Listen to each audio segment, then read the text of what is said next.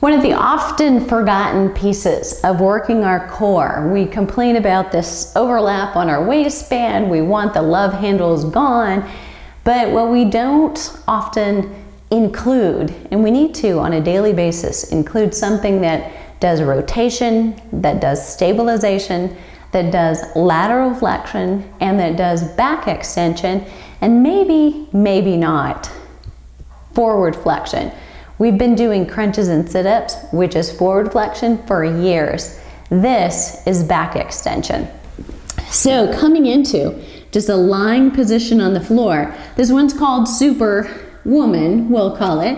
Arms come forward, but they come forward in a V with your thumbs up, head comes down, and you want to make sure that your neck follows what your upper back is doing. So here would be an example of not doing that.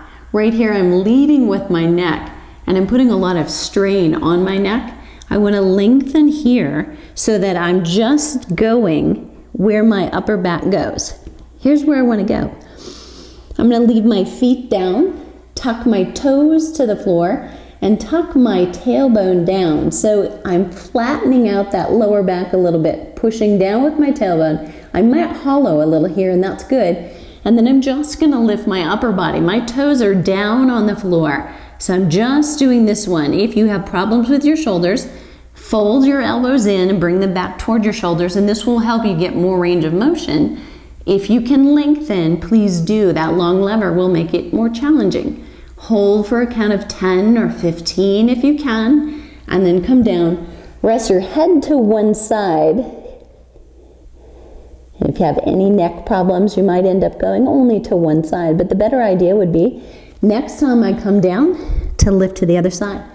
Toes down, tailbone down, and we're gonna lift and hold. Keep your feet on the floor. So this one is different than one that might fly both your feet and your arms, but if you can do one end and the other, then you should go to both, not until you know you can do them easily.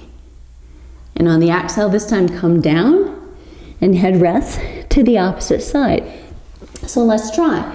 Lower body now, you're gonna leave your head down and forehead resting so your neck is straight would be ideal. Rather than this, come here. You're gonna this time press your tailbone down, keep your hips on the floor, and raise your feet off the ground. So this is core, but it's also a lot of glutes and hamstrings working. That is a part of your core, and you're anchoring with your core to the floor. Shouldn't be any strain in the lower back, and if there is, please come down and release to the floor. Let it go. Really let go. So let go of your glutes. It's hard to do. Last time, you're going to take that hip, push it into the floor first, and then raise your feet off the floor. Just peel them up. See how high you can get them? Keep your forehead down. And then release, legs to the ground. If you did okay, arms up only, legs up only. Here we go.